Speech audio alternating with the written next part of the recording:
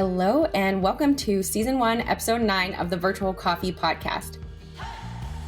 I'm Bekah, and this is a podcast that features members of the Virtual Coffee community. Virtual Coffee is an intimate group of developers at all stages of their coding journey, and they're here on this podcast sharing their stories and what they've learned. And we're here to share it with you. Here with me today is my co-host, Dan. Thanks, Bekah. This is the last episode of our first season, so we thought instead of having a guest, we'd just talk a bit about our own journeys to tech and share some thoughts and experiences spending the last year with Virtual Coffee. We start every episode of the podcast like we start every Virtual Coffee. We introduce ourselves with our name, where we're from, what we do, and a random check-in question. Today's question is, if you could choose any fictional person to be your imaginary friend, who would it be and why? We hope you enjoyed this episode.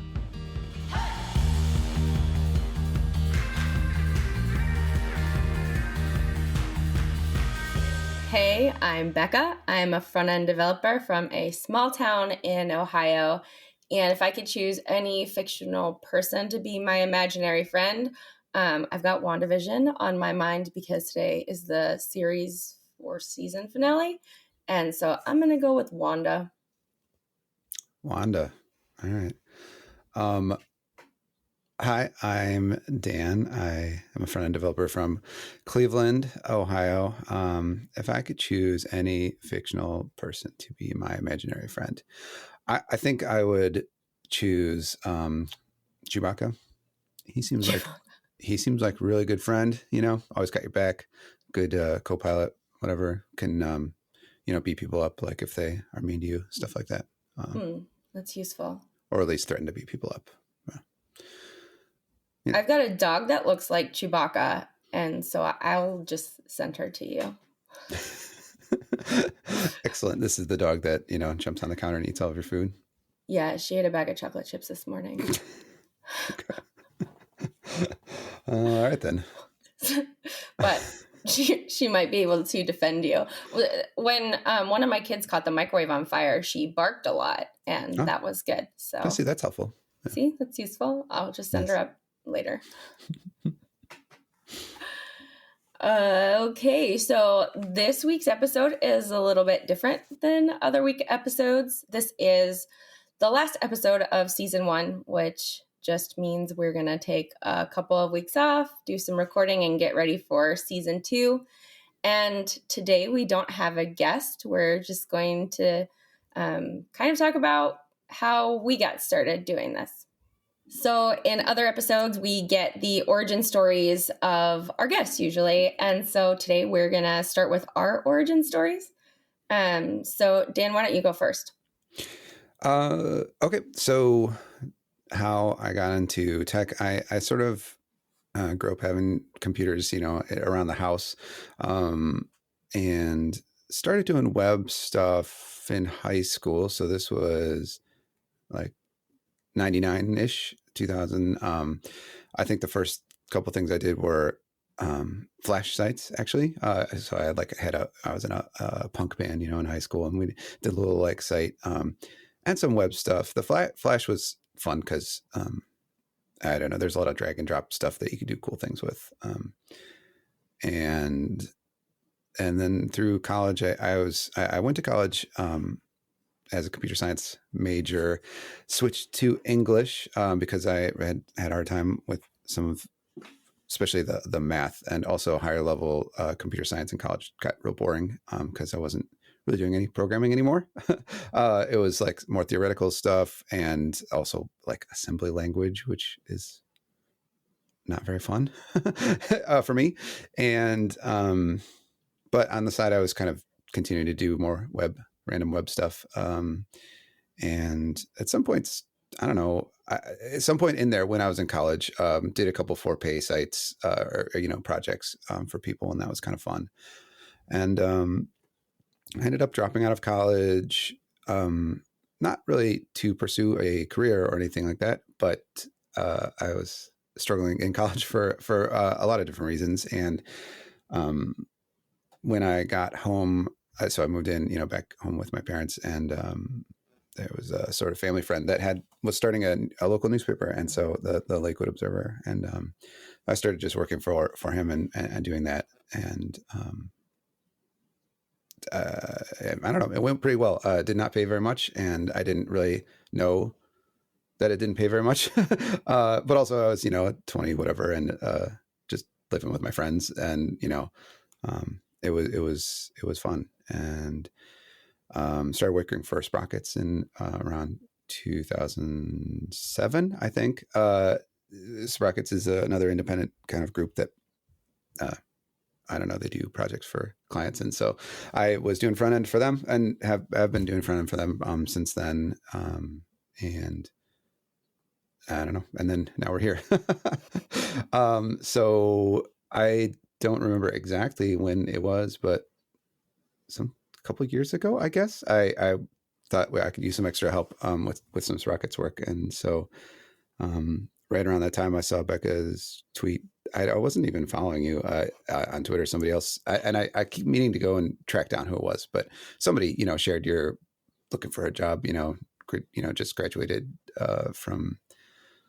I always want to say Gridiron. Flatiron. Flatiron. And so I don't know. I think DM'd you or replied on Twitter, and so you were my first like contractor, subcontractor or whatever. So we started working together around then, and yeah. Yeah. And then, right. So, and then we got to when the pandemic started, and all of my work dried up, which meant, of course, all of Bekah's work dried up. And so we had to sort of stop working together for a little bit, which it worked out pretty well, because I think that's when Bekah started Virtual Coffee. Yeah. And so obviously we were still friends, and, you were doing the Virtual Coffee thing. And so I don't know, I think I came to the third or fourth one that you did, something like that. And so that's how I found out about Virtual Coffee as well. And yeah, so that's my like sort of long-winded tech and Virtual Coffee origin story, all in one story. All mixed together. Yeah. Yeah. So my first experience with coding, actually, so I have an English degree, and my first job, I wanted to be a lawyer for my entire life. And then I decided in my last semester of undergrad that I didn't want to be a lawyer anymore. Mm-hmm. And so then I was just kind of left like, oh, what am I supposed to do? And so I taught adult education for almost a year, and then I got a job as a community organizer. And I'd planned to go to grad school for English, but while I was a community organizer, one of my first tasks, my boss was like, okay, I need you to go home and learn HTML and CSS this weekend. And I was like, okay. So I don't know if he was my boyfriend or my fiance at the time, Jesse, who's now my husband, he had taken a bunch of CS courses, and I knew he had some books. And I was like, can you teach me HTML and CSS? And literally we just like opened a textbook and we're looking through the textbook over the weekend. And I came in on Monday and I was like, okay, I learned HTML and CSS. But I just basically had to know how to use Dreamweaver. And so you don't need to know that to make the site. And I was just doing mostly content updates, but occasionally there would be like some weird thing that would happen and the template would mess up, and then you would have to go in and look at the HTML and CSS. So I did not really like it.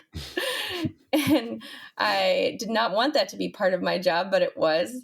And then I went to grad school for English, and I taught for 8 years. And then I went through a trauma with my fourth kid, and it just kind of like flipped my world upside down. And so I was going through all these mental health things, and I had PTSD, and I didn't realize it. I was just like cycling these events over and over in my head. And my husband was like, hey, why don't you learn to code? And I was like, why would I learn to do that? Because I can't even think straight. But I finally just wanted him to shut up. So I started Free Code Camp. And the fun part of that was the cycling thoughts stopped when I was coding. So I don't know if it was learning a new skill or if it was just my brain was getting into hyper focus in a way that like shifted away from all of those thoughts, but it just became a huge form of therapy. And I found a really supportive community. I think like I had signed up for Twitter and I was trying to be funny on Twitter and I'm like not funny. So that wasn't going so well. And so then I was like, okay, well, I guess I'm just going to tweet about what I'm learning about. And then people were like, hey, good job. And I was like, oh, cool. Like I've got cheerleaders. That's fun. Or hype people. And I don't know, just like having somebody being encouraging, kind of like, okay, I can keep going with this. And then I found a group of moms who were coding, and that was really important. One of them had talked to me about her experience with postpartum depression and how learning to code really got her through that. And that resonated with what I was going through. And so I ended up going to Flatiron School, and I did that for a year. I think it took me a year to do their, it's a part-time remote, I can't remember what it's called. It's like work as you go kind of thing, right? So like there's, you set your own pace basically. Mm-hmm. And so that worked the best for me because I had kids at home. I had a 1-year-old, 3-year-old, 6 and 8 at the time. And so after I graduated, I felt 0% ready to apply for jobs. And my husband was like, hey, you should just put it out there. And I did. And then Dan messaged me and I thought, this is not going to work out. I am not ready for this. But then we had a conversation and I felt really comfortable. Like, okay, you know, maybe I can do this and maybe I can work my way through these challenges. And it was, I mean, the first 6 months were really rough. Just a lot of like second guessing myself and not knowing when to ask questions. And then I feel like we hit our stride and then the pandemic hit. Yeah. And then that was really challenging. And that is when I started Virtual Coffee, because I started going to interviews and I had never interviewed before because we just basically had a conversation. And the interviews were horrendous. They were so awful. And I just remember thinking like, you know, I need to be able to talk to other people. And so I just put it out there on Twitter and people wanted to talk too. And so, yeah, that's just kind of how Virtual Coffee started, because I was having a hard time and I needed friends. Yeah. Yeah. Yeah. I mean, I don't know, being able to talk to people has been just so great. It's been like I don't know if it's like I mean, this probably isn't like news to a lot of other people, but it was sort of to me. It's like one of those things that where I didn't really understand how much it was like affecting me, not having it, being independent my whole career, and even working like I'm working with Sprockets and working with other groups that almost all small organizations, and I'm usually the only one doing the work, like front end or whatever. Like I'm the only one. I'm like working alone even when I'm working together, right? And having the community. I started. I like helped create the Cleveland React meetup the summer of whenever that was, 2019, I guess. And that was they're really fun. It was the same thing. I was just kind of like just want to be able to talk to people, and yeah, and then the Virtual Coffee has been great because Cleveland React is awesome, but it's all just React stuff, right? And so Virtual Coffee is just a collection of people in all different levels, all different interests. We have people that are like front end people, we have people that are back end people, people that are just like learning for the first time any kind of code.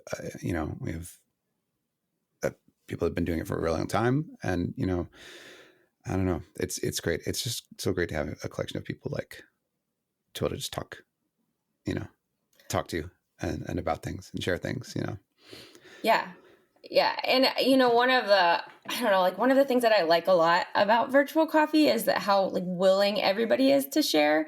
So, it's not just technical things that they're talking about, but we do have people from all over. And so, like to learn about DevOps or to learn about management, those are things that I don't know that I would really get to understand anywhere else. But then also to hear them talk about their challenges, whether that's in their personal life or at work, those things, I think help me to really grow a lot because I'm looking at this person, and a lot of times what we see online, especially, as someone who learned remotely and who's always worked remotely, you don't get a lot to see a lot of like the frustrations or all of the other things that come with being human because people put on social media like their curated personality or whatever. So to see all of that is, I don't know, been really great to understand that we're not just what we see online. Yeah. Yeah, absolutely. And that idea is even come up here on the podcast with some of our other guests, that same thing. I mean, I don't have much more to add to it, but yeah, I mean, like that's it, right? I mean, it's just like we're not just like, putting our best, whatever faces on, and it's hard to do sometimes, it's hard to do. Excuse me. Some people can do it really well, even just on Twitter, to share this like that on, I struggle with it, and so when I don't have something like perfect and fancy to show off, I usually just don't say anything on Twitter, and it's hard. I don't know. I don't feel like I always have to be like that. Here or at Virtual Coffee, etc. Especially just the Zoom meetings. I mean, like Slack is great. I mean, it's like so. On Virtual Coffee we have the Slack conversation that's pretty much always going, but the coffees, twice a week are like where we really just get to like hang out, and talk, and we're not like presenting. Nobody's presenting, and nobody's doing anything like that, and it's just people kind of talking and following, like letting the conversations kind of flow, and like as if we were actually just having coffee together. And I don't know, it's nice. Yeah, I was in Glenn's breakout room a couple of weeks ago, and I loved how he described it. He was like, let's just pretend we're sitting around a coffee table and we're all just like sharing, like we're friends here, right? And that's, initially virtual coffee was so much of that. It was just like me coming into Zoom and saying like, oh, I'm really sad right now. And I just spent all last night crying. That's like been my theme for the last year. I cried today. Yeah, but it's been a rough year. It's been a rough year. But also like it's a group where I can feel comfortable at least like saying that stuff out loud. Somebody messaged me last night or this morning and they were like, thank you for talking about crying, because I am always afraid to cry in front of people. And like that definitely was me too. And now it's just I think I had like 3 meetings this week and I just cried in all 3 of them. So having a rough week, and like I don't want to spend emotional energy trying to not be human right now. So I am very appreciative of the supportive environment that allows me to be able to be human in those moments. Yeah. No, I think that's great. I think that's a great way to like frame it too, and it's really, I mean, we've come to it sort of organically, over the last year, but that like allowing people to just be people, and not like developers or job seekers or whatever else, X thing. And just like a lot of us have similar, things we're dealing with or whatever, but the whole point of, a virtual coffee is more just like, providing a space, right, to be an actual person, and not a 10X developer or whatever. Or a robot. or a robot in general. Okay, so one of the things that I think is like really complicated about the past year, right, with the pandemic and all of this stuff, it's been such a hard time and there have been a lot of struggles. But I always feel like it's super weird when like good things are happening at the same time, right? And so like out of this year, virtual coffee started, and we're about to hit on April 9th. That will be our 1 year birthday. And March 23rd, I think we'll hit our 100th coffee chat. And so like, we're hitting some big things and it's super exciting. And it's always like very weird to frame that in like all of the rest of the hard stuff that's going on. But I think it's been, I don't know what I would have done without virtual coffee in the last year, and like trying to remember like, okay, there's a lot of hard stuff that's still going on, but like it's okay to feel good about things in the midst of the hard stuff. Does that make sense? Yeah, absolutely. Yeah. Yeah. And I think that's really important. I mean, I agree about virtual coffee, and also like I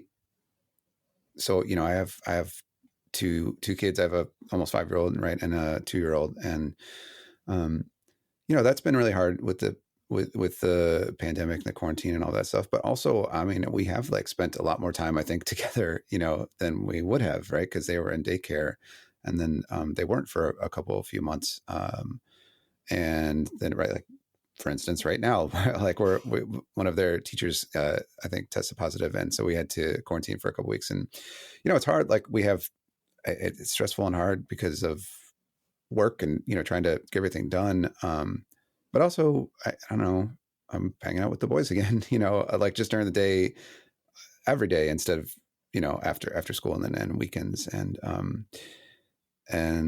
there are like pros to that too. So like I try like like trying to not get trying to remember like all of the good things, or any good things, positive things that have happened in during a hard time, I think is valuable and important, because it can be easy to get really caught up, in the bad, right, of any of any situation really. But I mean this I mean, it's a global pandemic. We're all kind of going through it, so I think I think that like it's I don't know, it's an important thing to be able to recognize positive things that have come out of it, Maybe virtual coffee wouldn't have happened had that not happened, or maybe it would have, but just a little bit different. Had you not fired me, virtual coffee would not have happened. All right, I did not fire you, and this is, you just need to stop saying that. I only say it just because it bothers you every time. Oh my God. It's like my 11-year-old will just like stare at my 6-year-old in the car and then freaks out, right? Like, yeah. So that's what I'm doing. No, but so I'm the 6-year-old in this conversation. That makes sense. Sorry, I didn't mean it like that. No, it's fair. Or my 4-year-old taunts my 11-year-old and he gets upset. So you can be the 11-year-old if you want. In our house, it's very much always the 2-year-old who is bothering the 5-year-old, who is like twice his size and, really could just do anything, but he's just too, I don't know, nice or whatever. So Samson's just chasing him around or stealing his toys or whatever. Anyway, sorry, I interrupted you. You were heading off in a different direction there. No, what I was going to say was like one of my favorite things I think that's come out of Virtual Coffee 2 has been the podcast. Like I've wanted to start a podcast for probably over a year, but I was always afraid to do it, or like I don't know how to do any of that stuff. I'm not going to be able to do it. And then I think somebody asked in Slack, I want to say it was Cameron, who was in the mental health episode a couple episodes back. It's like, when is Virtual Coffee starting a podcast? I was like, we're doing it, right? And then Dan, you were like, yeah, let's do it. And so then like suddenly something that I had been thinking about for a year in my head, like all of going through all these things. Then we suddenly just did it, right? We kind of just jumped into it. But it's been a lot of fun to be able to do this and to like look forward to talking to members. And I mean, it was a little bit rocky, I think, at first when we were trying to sort through everything that needed to be done and what the process should be. But like once we kind of figured that out, it just, I don't know, it just became like one of the highlights of my year. Yeah, I mean, definitely, I agree. Like the being on a podcast is I mean, I don't know if it's like some kind of thing that I've always wanted to do or whatever, but I definitely, it always sounded fun, you know, and I like talking to my friends, and you know, I like sharing things, and the like audio editing stuff. I mean, I did some of that just on a hobby level for a long time too, you know, in college, and we made videos or whatever, and so it was kind of fun learning about some of those tools. I found this.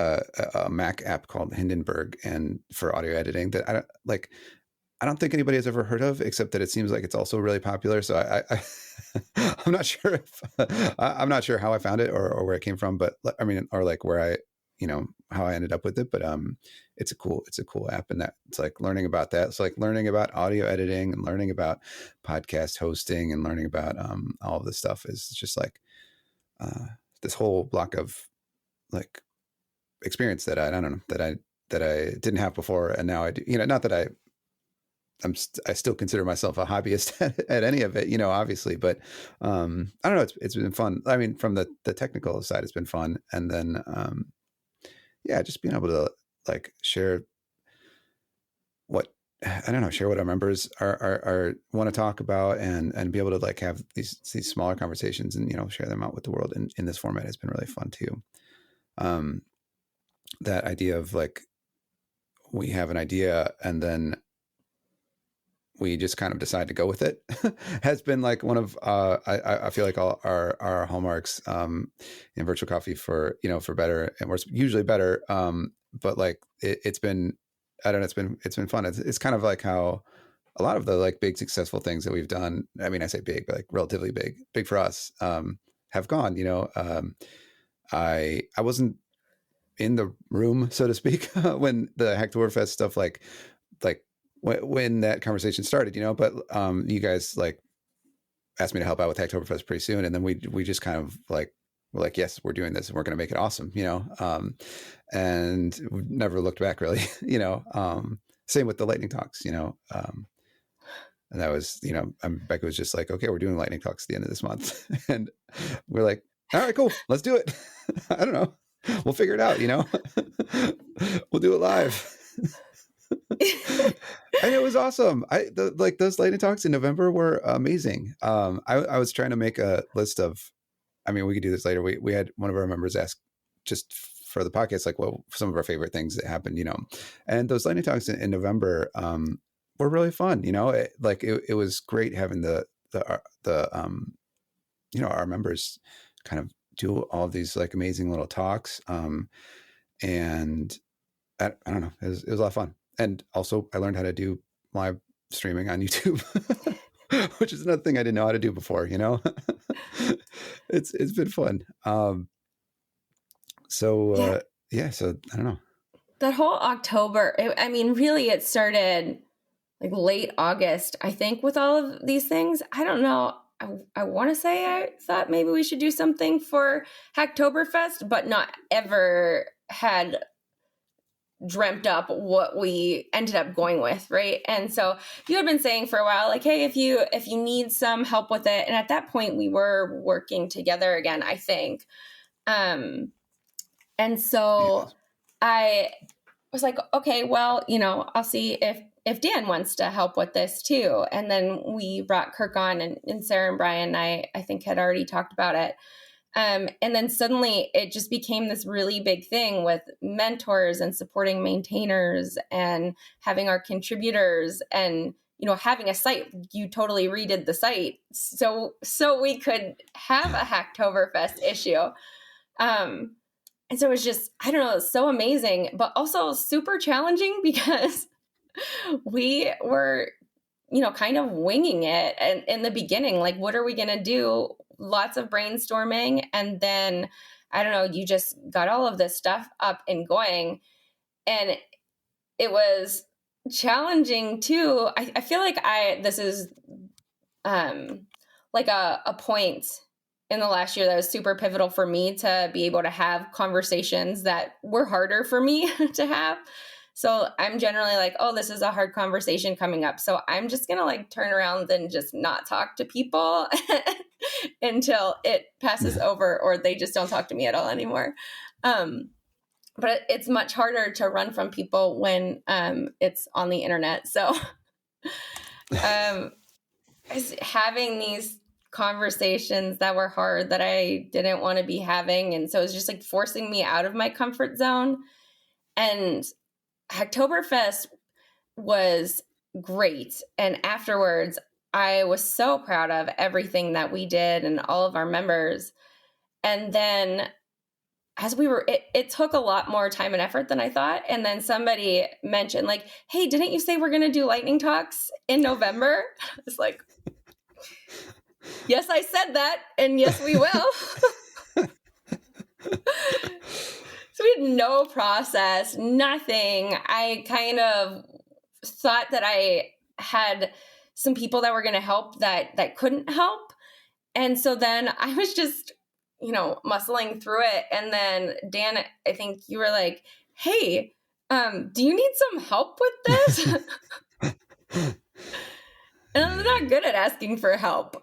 And so that, that's another thing. My instinct, my gut reaction would be to say, no, I've got this. I don't want to inconvenience you.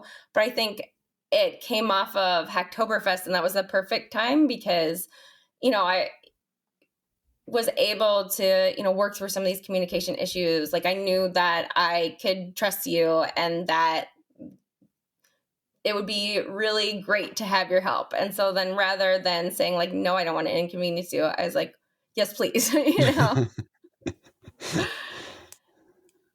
And so that was like 2 weeks. I think that in the final 2 weeks, there was a lot of stuff that we put together, but and I was so exhausted after that. And I just like wanted to lay down for a week. And then I started seeing everybody who spoke tweet about their experience and how proud they were. And then I was just like, this is amazing. When are we going to do this again?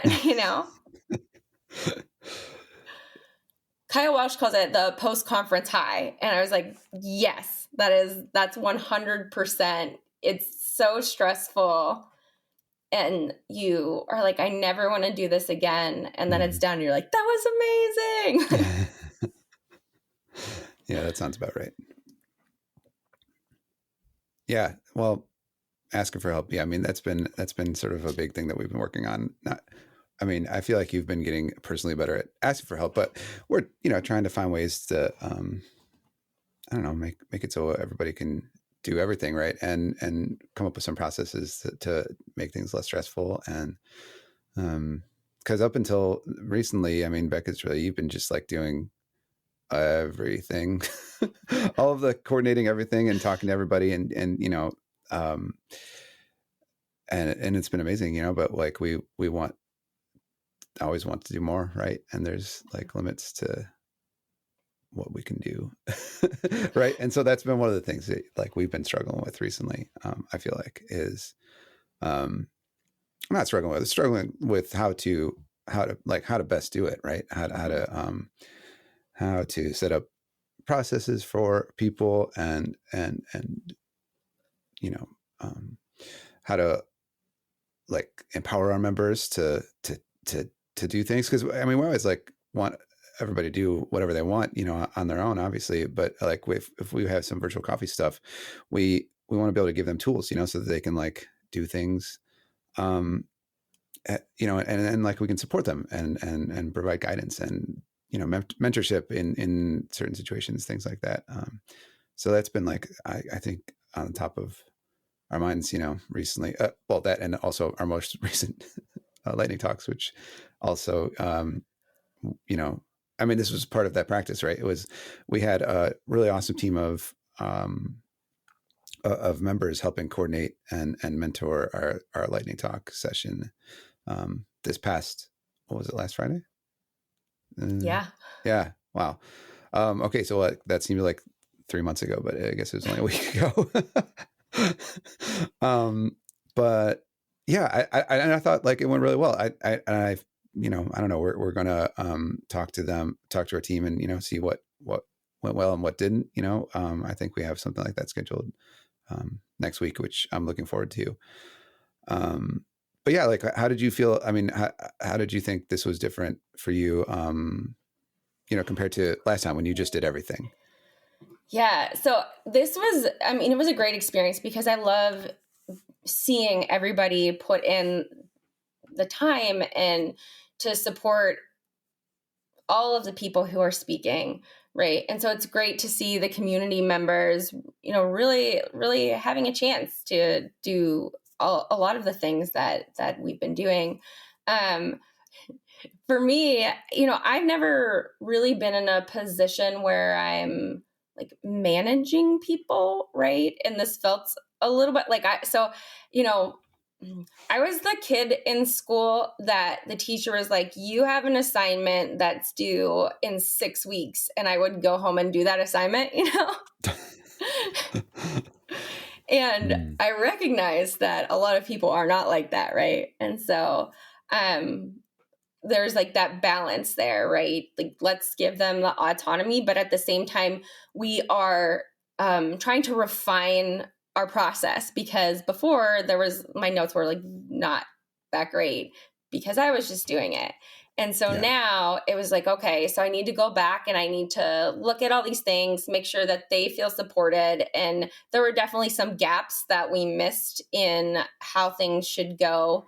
Or maybe there was like a step that wasn't clear, right? And that's part of the process. It's going to get better as we go along. So it was a lot of like trying to figure out, where I was needed or how I best could support people. And then, right before the lightning talks, I had this, thing come up that I was not expecting. And so I was like missing for the whole day before lightning talks. I wasn't available. But I mean, that's why you have a good team and good structure, right? Like, Dan, I know that I messaged you and you were making sure that everybody like felt supported. And so I don't know, I guess this is my long way of saying that, having good support is so important.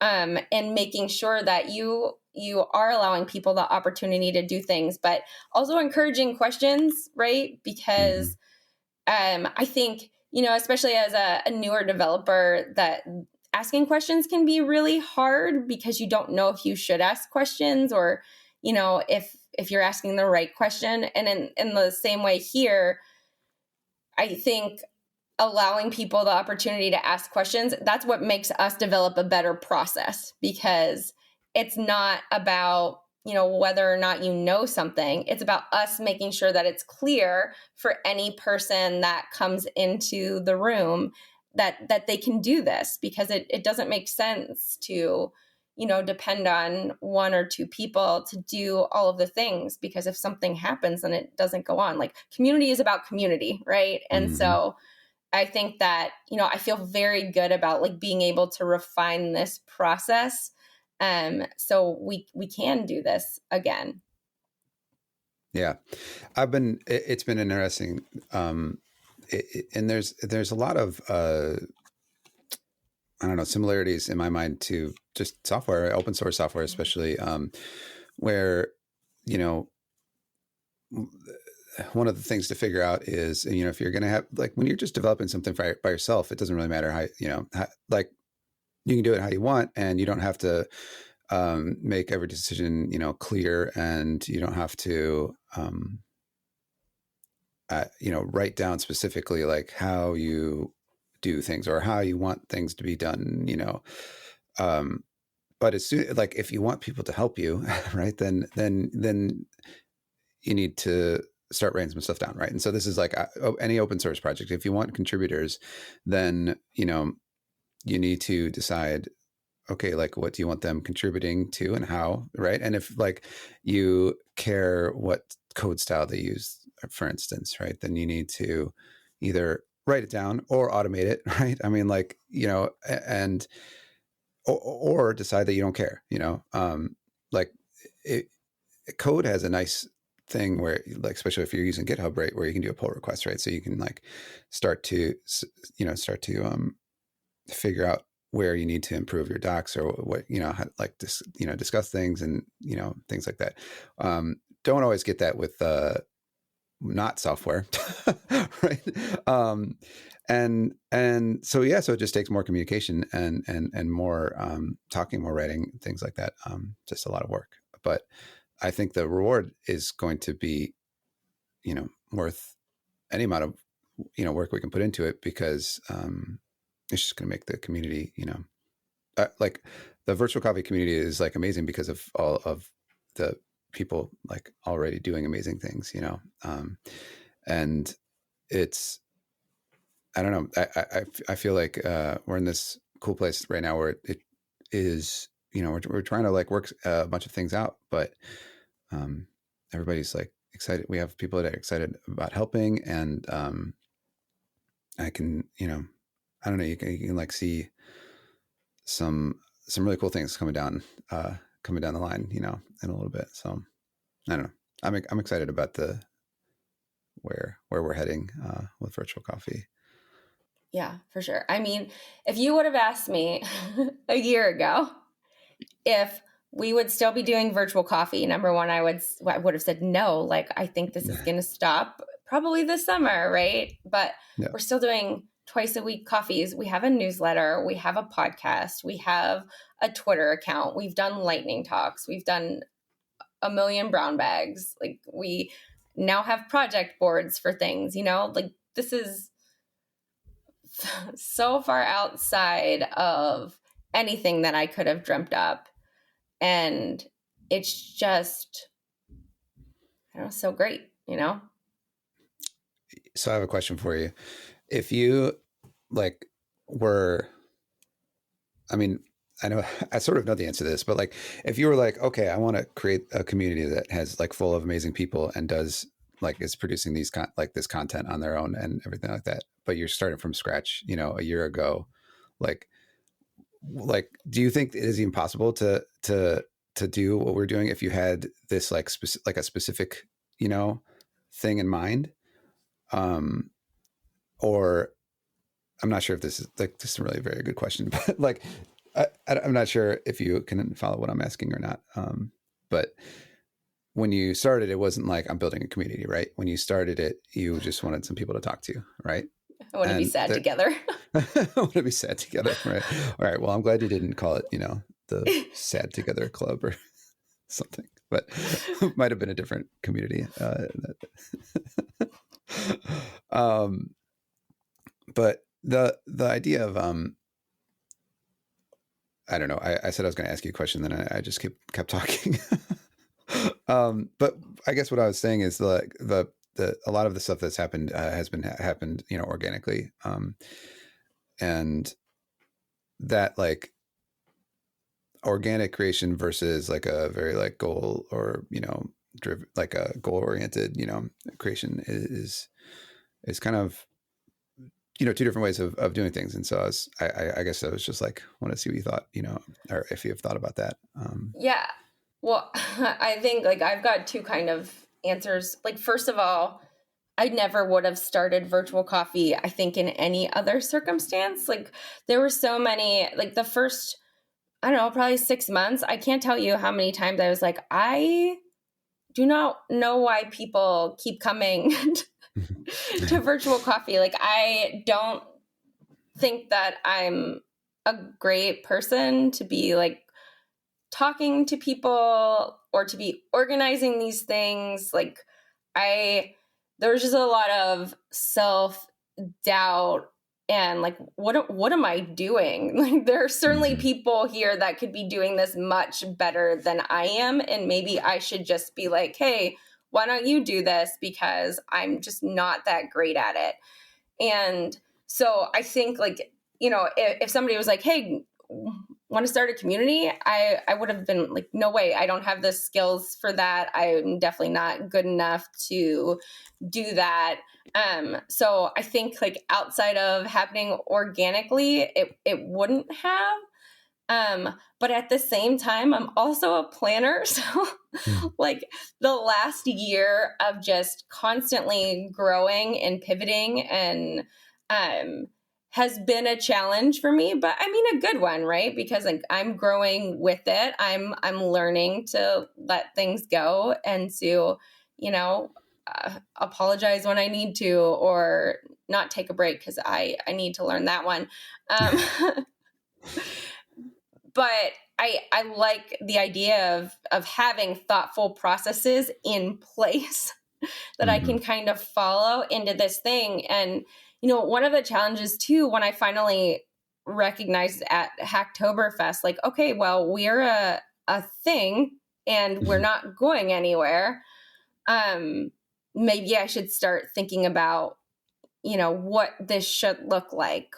And so I did like a deep dive into open source stuff, and I really felt like, okay, we're kind of an open source community rather than like an open source project, open source software, because we follow a lot of the same, I don't know, like guidelines or thought processes. Everybody is contributing. We're giving our time, and we're all growing in a positive way because of it.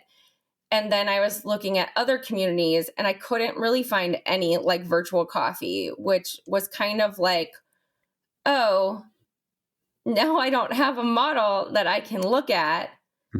But also like, hey, you know what? We're doing something special here. And there's a reason why people are coming.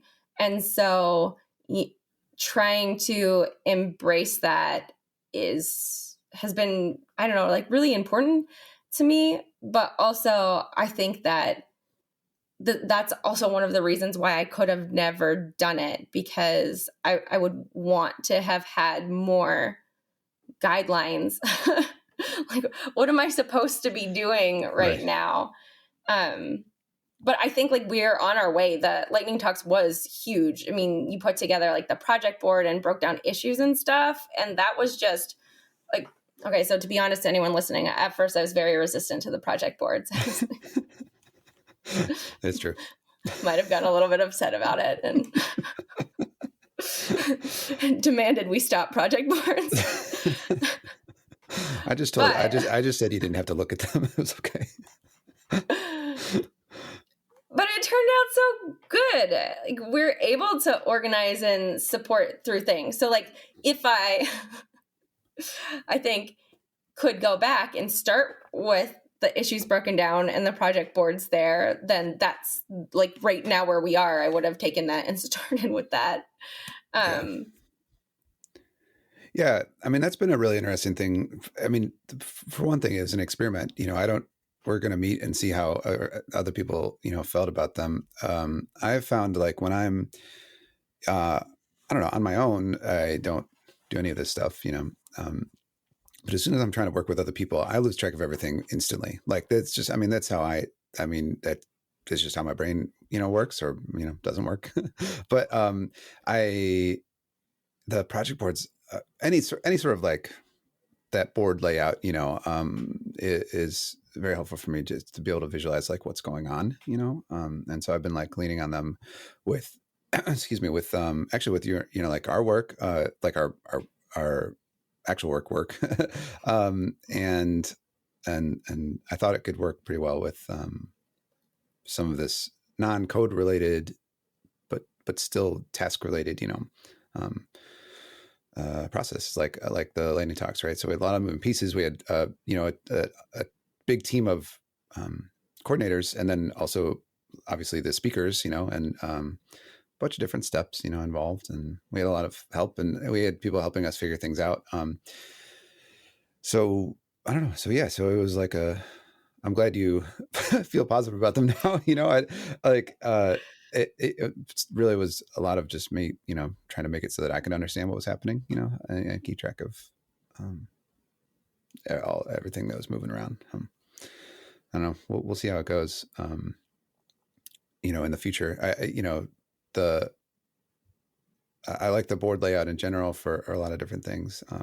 And people have used them for, I think we've talked about using, like, making some roadmappy kind of things for virtual coffee, like, some more ways to, like, even just communicate with our members,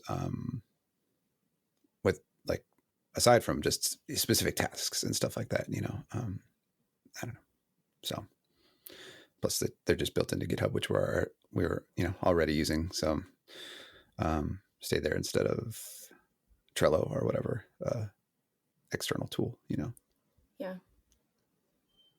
Yeah, I will say, I think, the other thing too that's been challenging not having thought through this community is we hit that point where probably in October, it wasn't just like I need to think about what's happening right now in virtual coffee, but it was thinking about right now and what's coming down the line for virtual coffee. And so you talk about, like, having this roadmap thing. And I think it'll be awesome, if we can get that up and out there, because there's, like, so much thought that's going into, how do we support what we have now, but how do we put things in place to support where we're probably going to go?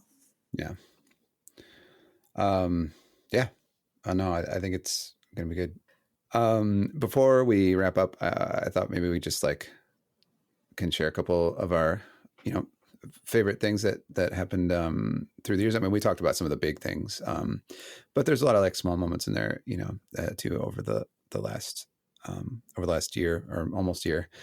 I was we were talking about the first lightning talks, and when I was thinking about this question, one of my favorite ones was actually Karen's lightning talk, from her first time out, and it was just like it was sort of, I think, her first public speaking, and it was, I don't know, it was just a great talk. It was great watching her. I knew she had been working really hard on preparing, and this lightning talk stuff was just, like, it's so crazy for fast pace, and I was behind the scenes, like, kind of doing the controlling stuff, but I was also trying to watch most of them. And then I don't know, Karen just started talking, and I just, like, kind of stopped and just, like, sat back and watched. And she was talking about imposter syndrome and as related to tech, I think, and shared a bunch of her, like, a lot of her personal career and story. And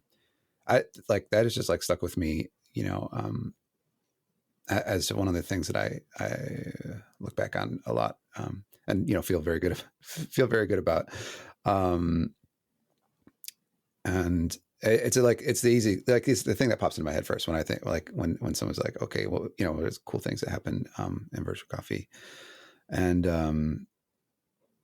then this is probably a little recency bias, but similarly, in our last lightning talks, Glenn did a talk about transitioning to being a manager from being a sort of regular developer. And it was, in a similar vein, a very personal story, and he, there weren't slides or anything. Glenn just kind of shared with us and talked through some different things to think about and how they affected him personally. And again, it was just like this moment of sort of, I don't know, calm and like calm reflection and sharing that. I feel like those two stick in my brain, because like, we have moments like this a lot in just the coffees too, like, all the time, every week, or twice a week. But of people just sort of taking a minute and just talking, and sharing, and not about whatever hot tech thing is happening, and not necessarily about any sort of specific advice or anything like that, but more just I don't know, sharing experiences and how they've, like, reflected on them, and how they've sort of how their experiences have shaped their current situation. And I don't know, I always just appreciate those moments when I get them. Yeah, I really love, I do. The quiet moments are really, really impactful, I think, for me, just hearing people thanking each other, or even one of my favorite moments, I think, was at the end of the first monthly challenge, was in November, and I had just thought, okay, November is NaNoWriMo, National Novel Writing Month. Okay, and so I don't even know, it was a couple days before then, like, we're going to run this monthly challenge, and we're going to ask everybody to work together to write 50,000 words, because the challenge is for one person to write 50,000 words during the month. Like, maybe we can all do this together. And so we didn't hit 50,000 words, but like being able to hear what everybody was talking about, and people saying that, oh, yeah, I haven't written, like, some people wrote their first blog post. Some people hadn't written in a long time, and the only reason they did was for the challenge. And then also just seeing everybody just willing to support each other and to share, and then to be like, what's next month's challenge? I was like, okay, this is, a really wonderful small thing that we did to create community, and to see everybody looking at each other's blog posts and saying, I love this thing that you wrote there, was really special.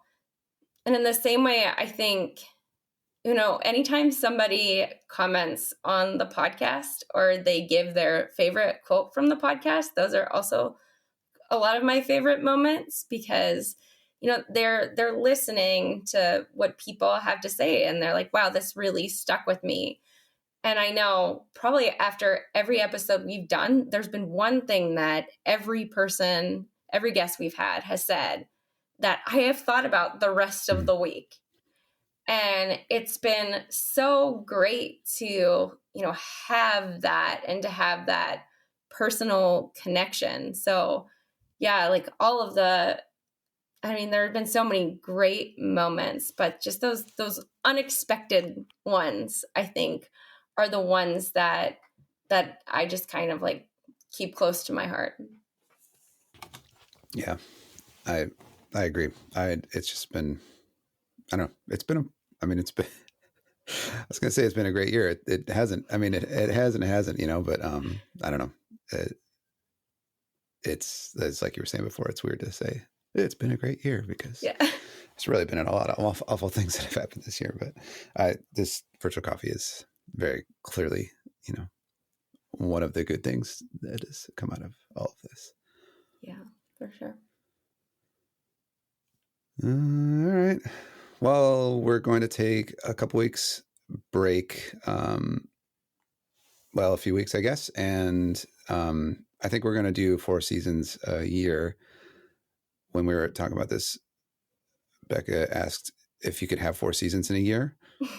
And I said, well, I think there already are 4 seasons in a year.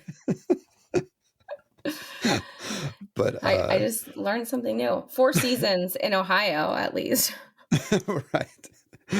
Yeah, we have winter, fake spring, second winter, fake spring again, third winter, and then spring for a couple of weeks, and then it's 90 degrees. That's at least how it is in Cleveland. But yeah, so we will be back.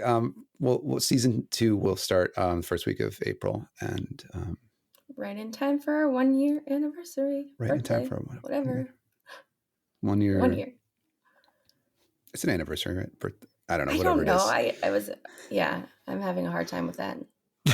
1 year celebration. We've been around for a year. In the meantime, if you would like us to answer any questions, or I don't know, send us any thoughts or suggestions, feel free to email us at podcast@virtualcoffee.io. I believe we're on Twitter and other things. Are we on Instagram? Yeah, we are on Instagram. All right, I'm not on Instagram. Instagram, LinkedIn, Twitter. You can hit us up on Twitter @virtualcoffee.io. And that's really a great place to ask shorter questions. Or if you want to say hi, you can come to coffee on Tuesday or Thursday. Thanks again for listening to the Virtual Coffee Podcast. This episode was produced by Bekah Hartweigel and Dan Ott. That's me. Please remember to subscribe and leave reviews wherever you get your podcasts, and we will see you in April. Bye.